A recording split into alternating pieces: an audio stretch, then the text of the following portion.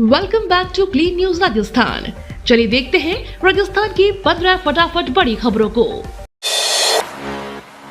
महिला सशक्तिकरण से मजबूत बनेगा समाज। मुख्यमंत्री भजनलाल शर्मा ने 1008 करोड़ योजनाओं का लोकार्पण किया।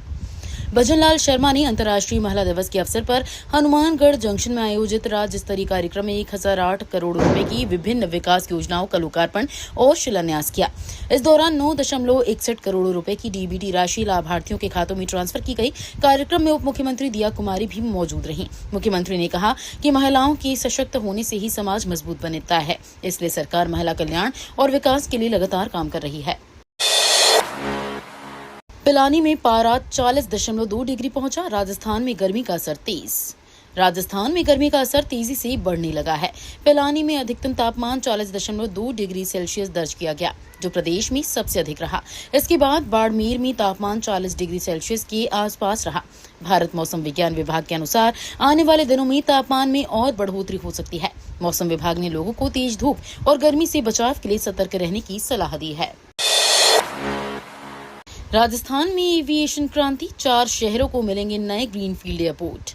राजस्थान में हवाई कनेक्टिविटी को मजबूत बनाने के लिए भजनलाल शर्मा सरकार ने बड़ा कदम उठाया है।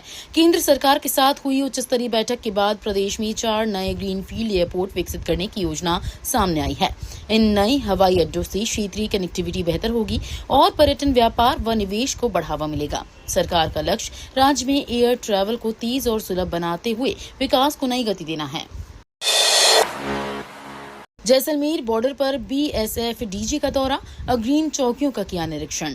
जैसलमेर में भारत पाक सीमा पर सीमा सुरक्षा बल के महानिदेशक दलजीत सिंह चौधरी ने अग्रिम चौकियों का दौरा कर सुरक्षा व्यवस्था का निरीक्षण किया। इस दौरान उन्होंने सीमा पर तैनात जवानों से मुलाकात कर उनका हौसला बढ़ाया और परिचालन तैयारियों की जानकारी ली। अधिकारियों के साथ बैठक कर सीमा सुरक्षा से जुड़े मुद्दों पर चर्चा भी की गई। डीजी ने जवानों को सतर्क रहकर देश की सुरक्षा के लिए पूरी निष्ठा से ड्यूटी निभाने के निर्देश दिए। महिला दिवस पर अशोक गहलोत की शुभकामनाएं, बोली महिलाओं को समान मताधिकार। अशोक गहलोत ने अंतर्राष्ट्रीय महिला दिवस के अवसर पर महिलाओं को शुभकामनाएं दी। उन्होंने कहा कि महिलाओं के अधिकारों और सम्मान के लिए लंबे समय से संघर्ष हुआ है। गहलोत ने कहा कि कांग्रेस ने महिलाओं को पुरुषों के समान मताधिकार दिलाने में महत्वपूर्ण भूमिका निभाई। उन्होंने महिलाओं के सशक्तिकरण और समाज में उनकी बराबरी की भागीदारी को लोकतंत्र की मजबूती के लिए जरूरी बताया। नीट यूजी 2024 आवेदन की अंतिम तिथि बढ़ी, अब 11 मार्च तक मौका। नीट यूजी 2024 के लिए ऑनलाइन आवेदन की अंतिम तिथि बढ़ा दी गई है। अब अभ्यर्थी 11 मार्च तक आवेदन कर सकेंगे। राष्ट्रीय परीक्षा एजेंसी ने ये निर्णय उन छात्रों को राहत देने के लिए लिया है जो किसी कारणवश समय पर आवेदन नहीं कर पाए थे। अभ्यर्थियों को आधिकारिक वेबसाइट पर जाकर निर्धारित प्रक्रिया के अनुसार आवेदन करना होगा। ये परीक्षा देश भर में मेडिकल और डेंटल कॉलेजों में प्रवेश के लिए आयोजित की जाती है। राजस्थान केंद्रीय विश्वविद्यालय 10 मार्च को मनाएगा 18वां स्थापना दिवस समारोह। अजमेर स्थित राजस्थान केंद्रीय विश्वविद्यालय में 10 मार्च को संस्थान का 18वां स्थापना दिवस समारोह मनाया जाएगा। इस अवसर पर विश्वविद्यालय परिसर में विभिन्न शैक्षणिक और सांस्कृतिक कार्यक्रम आयोजित किए जाएंगे। समारोह में कुलपति, शिक्षक, छात्र और कर्मचारी भाग लेंगे। कार्यक्रम के दौरान विश्वविद्यालय की उपलब्धियों पर प्रकाश डाला जाएगा तथा उत्कृष्ट प्रदर्शन करने वाले विद्यार्थियों और कर्मचारियों को सम्मानित भी किया जाएगा। गोचर भूमि बचाने को संतों की हुंकार, 800 बीघा जमीन बचाने की चेतावनी। गोचर भूमि को बचाने के लिए संत समाज ने कड़ा रुख अपनाते हुए भूमाफियाओं के खिलाफ आंदोलन की चेतावनी दी है। संतों ने कहा कि 800 बीघा गोचर भूमि को किसी भी कीमत पर कब्जे में नहीं जाने दिया जाएगा। उन्होंने प्रशासन से जल्द कार्रवाई कर जमीन को सुरक्षित करने की मांग की। संतों का कहना है कि गोचर भूमि पशुओं और ग्रामीणों के लिए बेहद जरूरी है, इसलिए यदि अवैध कब्जे नहीं हटाए गए तो बड़े स्तर पर आंदोलन किया जाएगा। मुख्य सचिव वी श्रीनिवास ने होमगार्ड आधुनिकीकरण पर दिया विशेष जोर। वी श्रीनिवास ने गृह रक्षा विभाग की उच्च स्तरीय समीक्षा बैठक में होमगार्ड के आधुनिकीकरण पर विशेष जोर दिया। बैठक में प्रशिक्षण, उपकरणों और संसाधनों को आधुनिक बनाने के उपायों पर चर्चा की गई। मुख्य सचिव ने कहा कि आपदा और सुरक्षा के समय होमगार्ड की भूमिका बेहद महत्वपूर्ण होती है, इसलिए उन्हें बेहतर सुविधाएं और प्रशिक्षण उपलब्ध कराना आवश्यक है। अधिकारियों को इस दिशा में प्रभावी कदम उठाने के निर्देश भी दिए गए। फर्जी पोस्ट पर हाईकोर्ट सख्त, मेटा को तुरंत हटाने के दिए आदेश। राजस्थान हाई कोर्ट ने जयपुर में सोशल मीडिया पर वायरल 7 साल की बच्ची के लापता होने से जुड़ी भ्रामक पोस्ट पर सख्त रुख अपनाया है। कोर्ट ने पोस्ट में नाम की घोषणा जैसी झूठी जानकारी को गंभीर मानते हुए मेटा को तुरंत इससे हटाने के निर्देश दिए। अदालत ने कहा कि ऐसी भ्रामक पोस्ट से समाज में भ्रम और डर का माहौल बन सकता है, इसलिए सोशल मीडिया प्लेटफॉर्म को जिम्मेदारी से कार्रवाई करनी चाहिए। यूजीसी के नए कानून के विरोध में स्वर्ण समाज का दिल्ली कूच। अलवर से स्वर्ण समाज के लोग नई दिल्ली के जंतर मंतर पर होने वाले प्रदर्शन में शामिल होने के लिए रवाना हुए। ये प्रदर्शन विश्वविद्यालय अनुदान आयोग के नए कानून के विरोध में आयोजित किया जा रहा है। प्रदर्शन में विभिन्न संगठनों ने प्रतिनिधि और समाज के लोग भाग लेंगे। आयोजकों का कहना है कि वे अपनी मांगों को लेकर शांतिपूर्ण तरीके से विरोध दर्ज कराएंगे और सरकार से कानून पर पुनर्विचार करने की मांग करेंगे। चूरू में सेना का शक्ति प्रदर्शन, मिलिट्री पाइप बैंड के बीच दिखा युद्ध कौशल। चूरू में सेना द्वारा आयोजित कार्यक्रम में जवानों ने शानदार शक्ति प्रदर्शन और युद्ध कौशल का प्रदर्शन किया। कार्यक्रम के दौरान भारतीय सेना के मिलिट्री पाइप बैंड की गूंज के बीच सैनिकों ने विभिन्न सैन्य अभ्यास और हथियारों का प्रदर्शन किया। बड़ी संख्या में स्थानीय लोग और विद्यार्थी कार्यक्रम देखने पहुंचे। सेना के अधिकारियों ने युवाओं को सेना में भर्ती होकर देश सेवा के लिए प्रेरित भी किया। गेहूं की फसल में छिपी अवैध अफीम खेती का खुलासा, 8,500 पौधे जब्त। भीलवाड़ा जिले के गंगापुर थाना क्षेत्र में पुलिस ने गेहूं की फसल की आड़ में की जा रही अवैध अफीम खेती का भंडाफोड़ किया।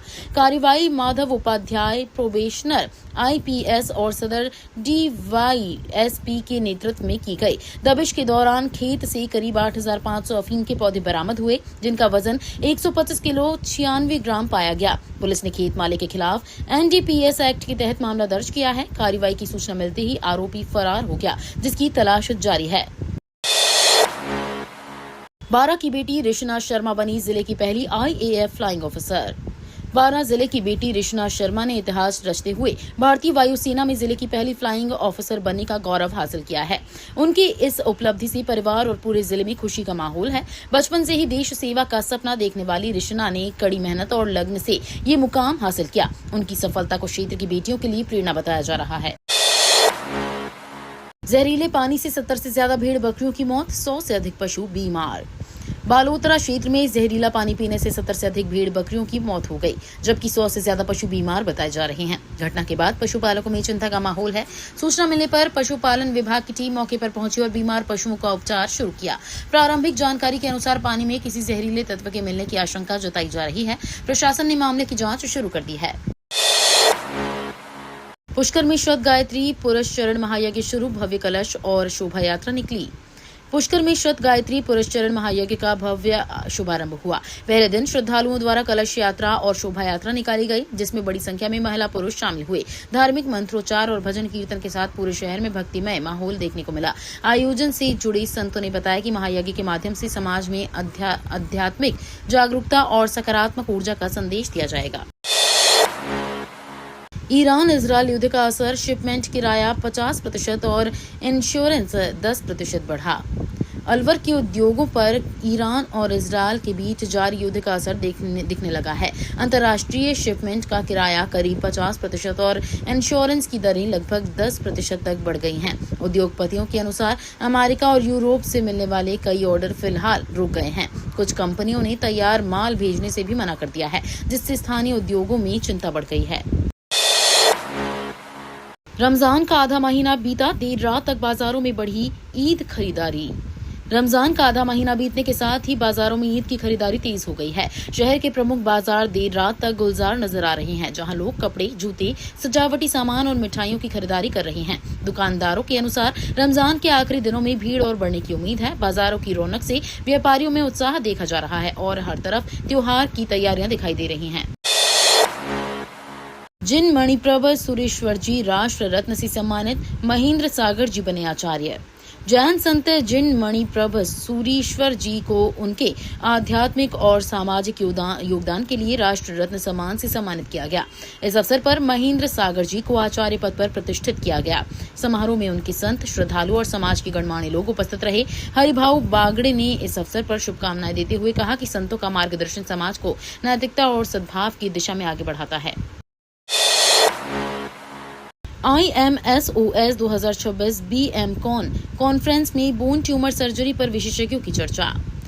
IMSOS 2026 BMCON कॉन्फ्रेंस सफलतापूर्वक संपन्न हुई, जिसमें देश विदेश के वैज्ञानिकों ने भाग लिया। सम्मेलन में 3D प्रिंटिंग और रोबोटिक्स तकनीक के जरिए बोन ट्यूमर सर्जरी के नए तकनीकों पर विस्तार से चर्चा की गई। विशेषज्ञों ने बताया कि आधुनिक तकनीक से सर्जरी अधिक सटीक और सुरक्षित हो रही है। कार्यक्रम में डॉक्टरों और शोधकर्ताओं ने अपने अनुभव साझा किए तथा चिकित्सा क्षेत्र में नई संभावनाओं पर भी विचार विमर्श किया।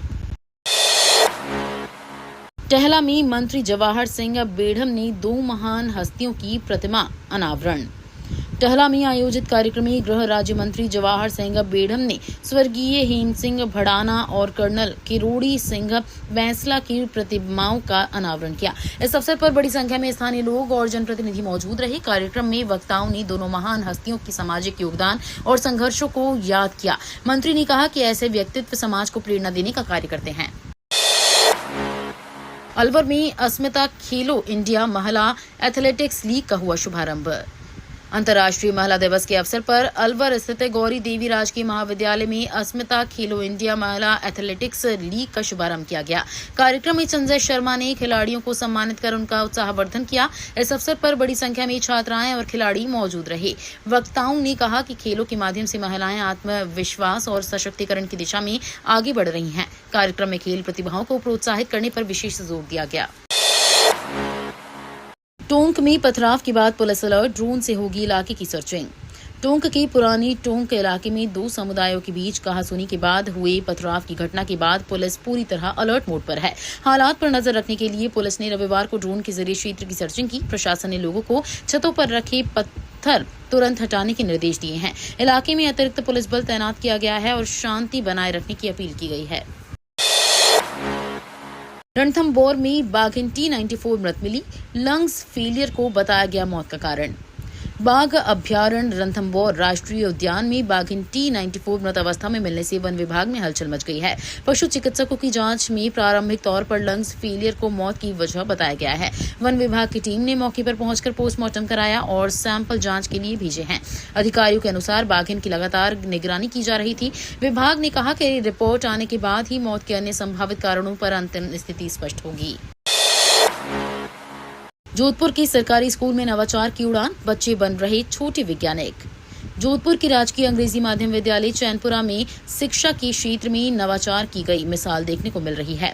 यहाँ के विद्यार्थी छोटी कक्षाओं से ही विज्ञान, AI और कोडिंग जैसी आधुनिक तकनीकों से जुड़ रहे हैं। स्कूल में प्रयोगात्मक सीखने पर विशेष जोर दिया जा रहा है, जिससे बच्चे छोटे वैज्ञानिक बनकर नई नई खोज और प्रोजेक्ट तैयार कर रहे हैं। इन नवाचारों के दम पर छात्र राज्य और राष्ट्रीय स्तर पर भी अपनी प्रतिभा का प्रदर्शन कर उपलब्धियां हासिल कर रहे हैं।